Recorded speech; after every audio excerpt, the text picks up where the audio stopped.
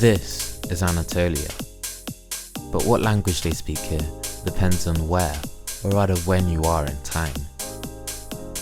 Today, Turkish is spoken, but if you're from the 20th century, this area speaks Ottoman Turkish. 2,500 years ago, Persian, and if you happen to live in the 3rd century BCE, Greek. But what if you wanted to go even further back in time? What languages were spoken, say, 4,000 or 5,000 years ago? Welcome to the Milu Project, and today we'll be looking at the linguistic history of the Anatolian Peninsula.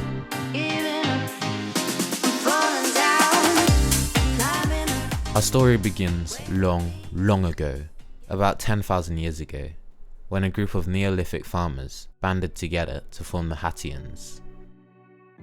We know that their language was neither Semitic nor Indo-European, and instead, it likely descends from a language spoken by the Caucasian hunter-gatherers in the northeastern Caucasus region.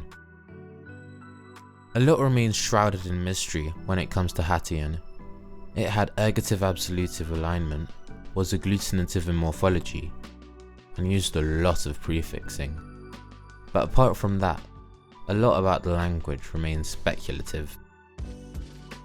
These were the vowels, and these the consonants.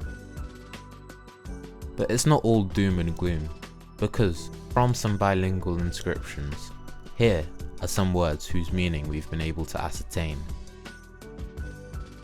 At the same time, a language isolate called Hatian was also spoken on the fringes of Anatolia, but we're getting a bit ahead of ourselves. It's likely that for some time, the Indo-European Hatian was spoken alongside the Luwian language, but in around 3000 BCE, the Hittites gradually moved in from the northeast, settling and conquering central Anatolia by around 2000 BCE.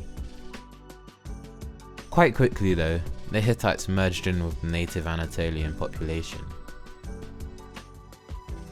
As for the Hittite language, it's a member of the Anatolian branch of the Indo-European language family, as well as being the oldest recorded example of an Indo-European language. These were the consonants, fairly standard, although instead of a distinction between voiced and unvoiced, in Hittite, certain consonants were differentiated by their volume, as indicated here by the colons. The language had 9 cases: the nominative, accusative, genitive, dative locative, ablative, vocative, ergative, allative, and instrumental, which were declined like this. Notice though the presence of both an ergative and an absolutive case. This is due to something called split ergativity, where a language switches between nominative accusative and ergative absolutive alignment, depending on the situation. Here, the accusative is limited to only certain scenarios, whilst the neuter, nominative accusative endings function as the absolutive case. Also, nouns in Hittite had to agree in animacy, number, and case. As for verbs, this is how the verb to be was conjugated, compared to ancient Greek in blue. Here we see a lot of similarities, as well as some striking sound changes, which demonstrate the fact that Hittite, along with the other Anatolian languages, split from the Indo-European language family much earlier than most other branches. We do actually know quite a lot about Hittite grammar, and I've linked an article in the description if you'd like to find out more. Another empire found in southwestern Anatolia was that of Arzawa. Now, like the aforementioned Hittites, these were a confederation of Indo-European speaking people who spoke a language today known as Luwian. Despite these people belonging to a similar ethno-linguistic group as the Hittites, archaeological evidence suggests that they viewed themselves as equal yet distinct peoples, at some stages even conducting diplomacy and giving refuge to Hittite exiles. Now, we don't know as much about the Luwian language as we do Hittite, due due to the absence of a royal library, and a lot of what we do know is based on reconstructions from Hittite. But here's what we know. This was the phonology.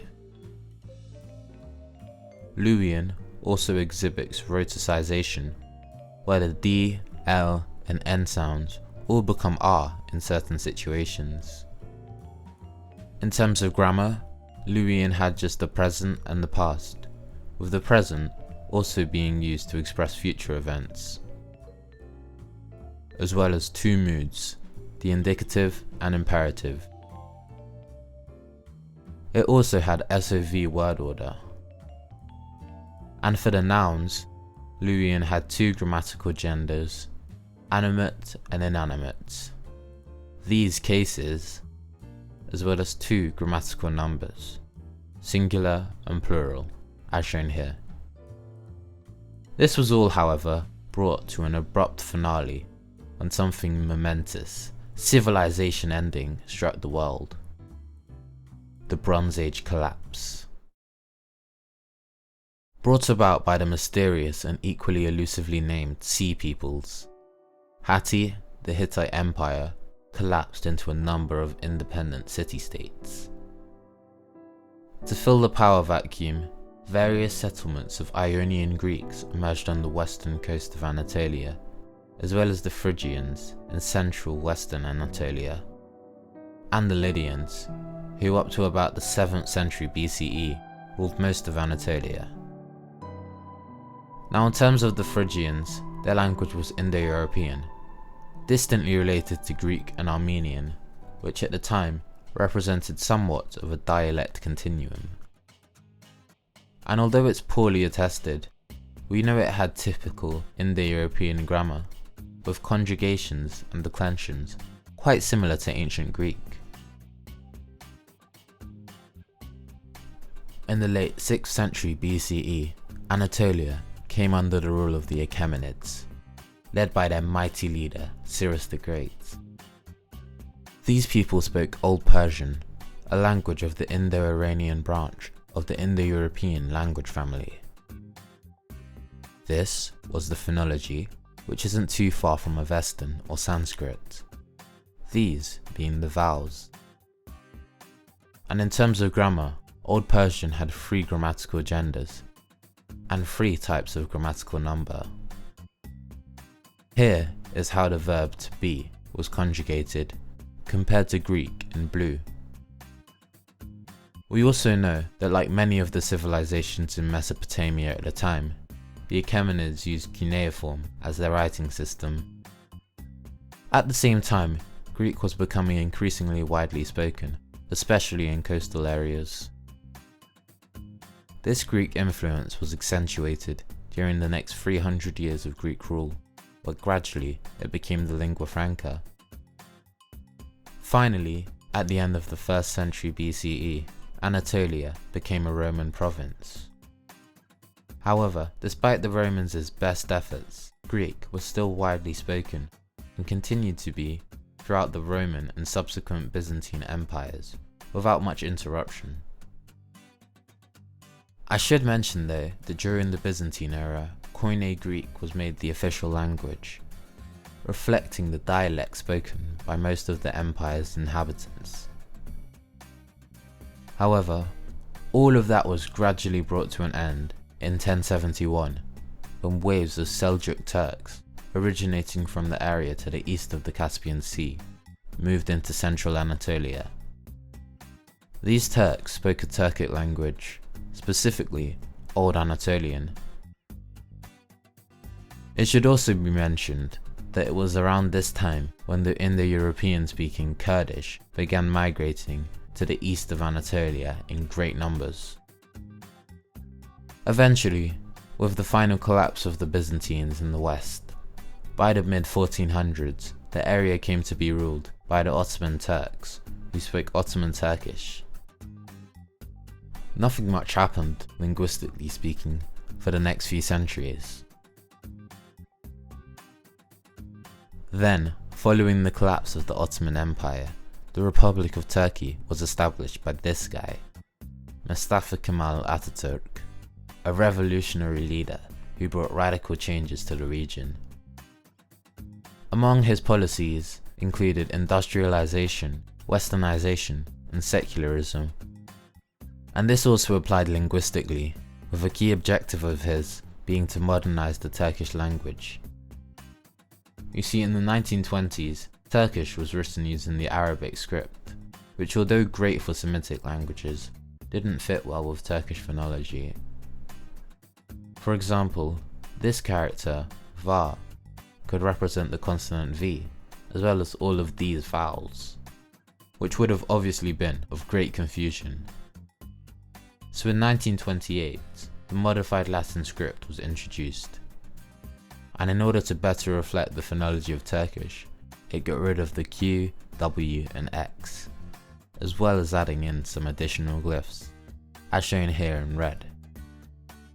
Ataturk, as well as reforming the writing system through his introduction of the Latin script, a few years later began to remove the Arabic and Persian loanwords which had crept into the language during the Ottoman Empire.